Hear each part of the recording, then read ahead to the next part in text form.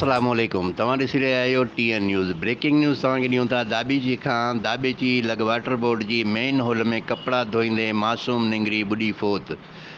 Breaking news तव्हांखे ॾेई रहिया आहियूं। धाॿेजी वाटर बोर्ड जी मेन हॉल में कपड़ा धोईंदे मासूम नैंगरी ॿुॾी फोत। वार्थ सख़्त परेशान।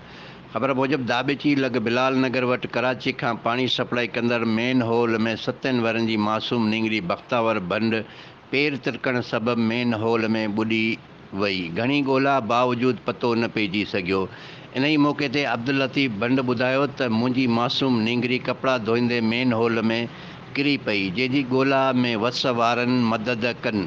यादि रहे त फिल्टर खां पिपरीअ ताईं कराची खे पाणी सप्लाई हड़ई मेन हॉल खुलियल आहिनि, जंहिंजे करे हर रोज़ मासूम जानियूं पिणु ज़ाया थियनि थियूं। कैमरा टीम सां गॾु शाहिद समूह TN न्यूज़ धाॿेजी।